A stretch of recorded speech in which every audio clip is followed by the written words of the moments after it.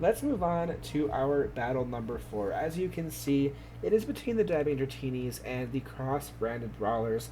But again, before I get in to introducing these two teams, I am going to just reiterate that the Helping Hands Charity League is all about charity. We are trying to spread awareness, trying to spread money for many different types of charities through fun and exciting Pokemon battles.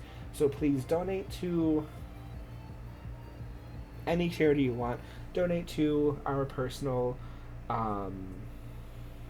our personal PayPal to grow that donation pool to be donated to the winners charity, and just spread the positivity of charity and giving and helping and caring and being fantastic human beings.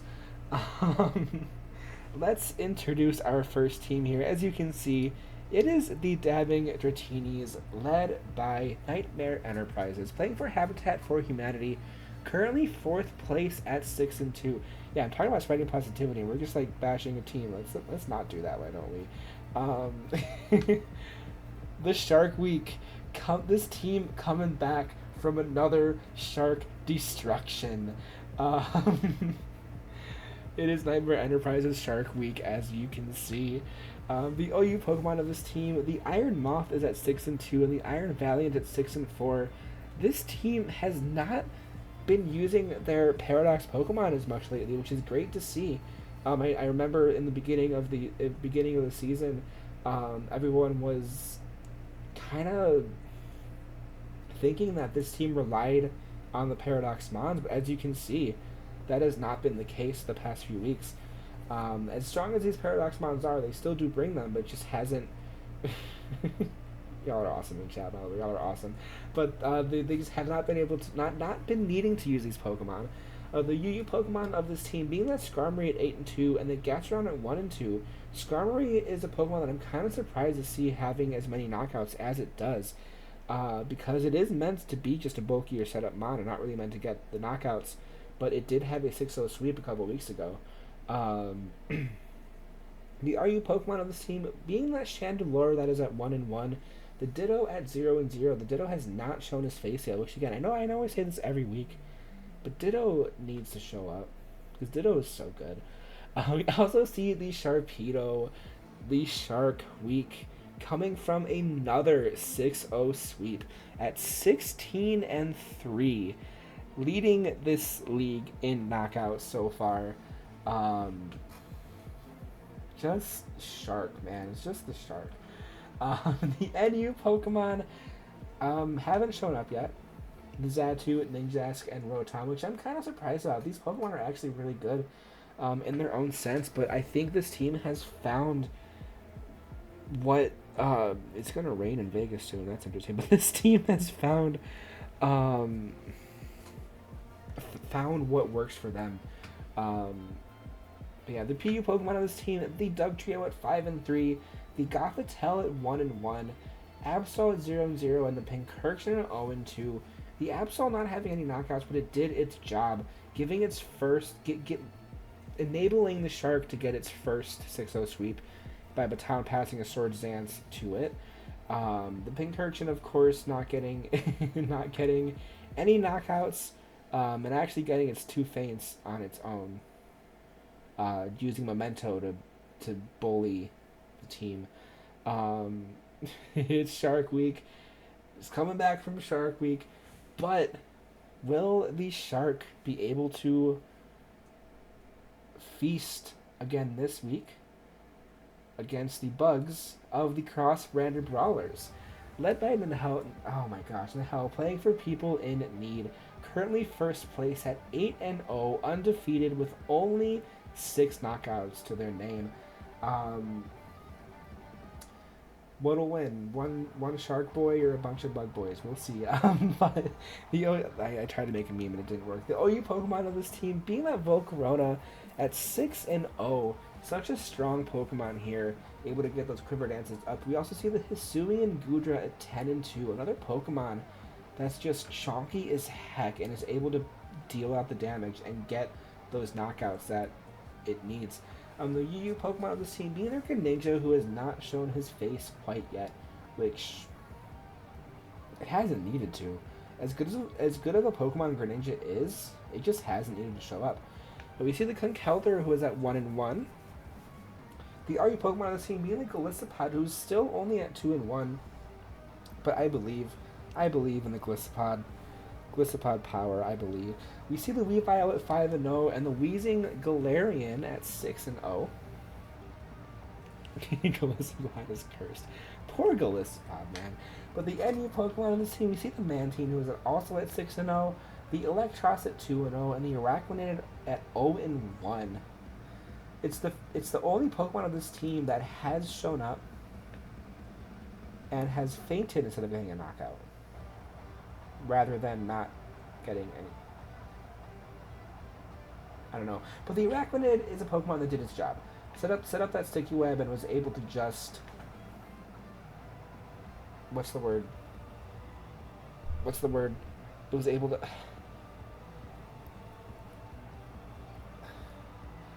The rest of the team got slowed down. I don't know what I'm trying to say. With the PU Pokemon, we see the Galvantula, who is at 0-0. I think it's shown up once, but has not gotten a knockout. We see the Whimsicott, who is at 7-0. The Galarian Corsola at 1-0. And the Runerigus at 2-1. This team, again, you see very little knockouts on this team. You know that this is a really good battler. Really good battler here. Let's get into the starting lineups of these two teams. We see the Dabbing Dratinis bringing those two. I think this is actually the same week as same team they brought last week. The Iron Valiant, the Dug Trio, the Shark, the Gastrodon, the Iron Moth, and the Skarmory. I almost forgot what the Pokemon's name is, which is funny. And the Cross-Branded Brawlers bring in the Golisopod, the Whimsicott, the Volcarona. We're going to have a Moth vs. Moth battle. Exciting. We see the Galarian Weezing, the Araquanid coming back, and the Galarian Corsola coming back. So many chonky Pokemon on this team. But can the Shark plus the other Pokemon of this team break through these walls? Let's find out and get into battle number 4 in week number 9.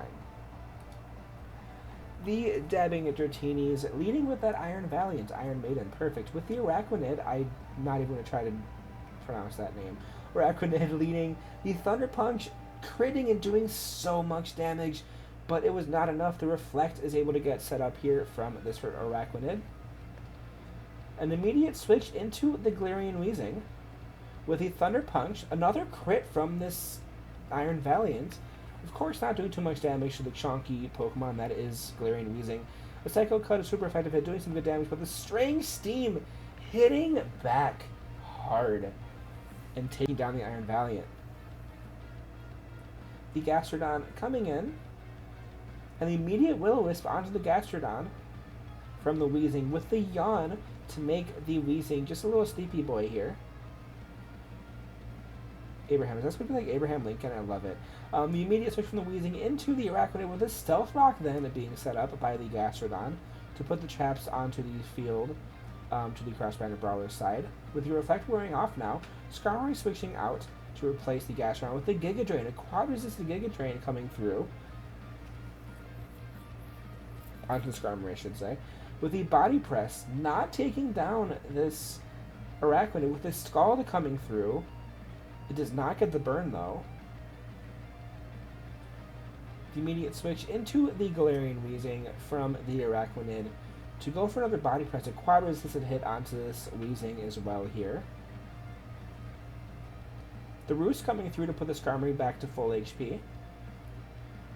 And the Defog is going to come through and take out the Stealth Rocks that was just set up by the Dabbing Dratinis. And the immediate switch into the Moth here to eat a Flamethrower that was about to come through and hurt that Skarmory. The switch from the Weezing into the Galarian Corsola, the Fiery Dance doing some pretty decent damage, and of course hitting that special attack boost onto the Moth, with a Discharge coming through and paralyzing the Corsola with an Earthquake. An Earthquake, quad weak Earthquake, able to take down the Moth here. Glaring Corsola, pretty scary. Dugtrio then coming in, going for the Shadow Claw, getting the crit and not taking it down. With a Strength Sap to drop the attack of the Dugtrio and get this Corsola back to almost full HP here.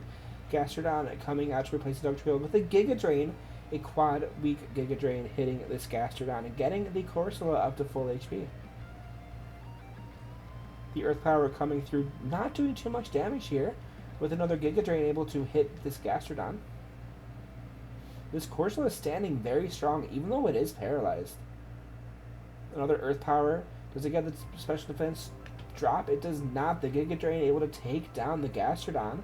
Again, the Glaring Corsola is able to just survive this. The Shark shows up, though. Can the Shark do it? The Corsola swings into the Golisopod with a Protect coming through. Of course, it's going to fail. And the Speed Boost, though, does go. Another Protect comes through, though, to protect it from the first impression that was, of course, going to show up. And a Poison Jab is going to connect and poison the Golisopod, but the Leech Life is going to bring the Gastrodon down to its Focus Sash. Poor Golisopod just cannot go a battle without getting status. The Aqua Jet is going to, of course, outspeed the Shark and take it down. The Skarmory coming back in, and the spikes being set up from the Skarmory with a knockoff. The Rocky Helmet is going to do a little bit of chip damage before getting knocked off, and the Golisopod goes down to emergency exit range. The Moth, though, comes back with a Fiery Dance, obliterating the Skarmory. Not just knocking out, just obliterated it, and boosting the special attack of the Volcarona. But the Stone Edge is going to land and take down the Volcarona.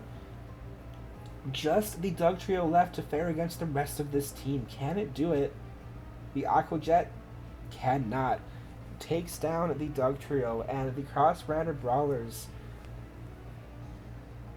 improving their winning streak and still only getting just one more Pokemon knocked out.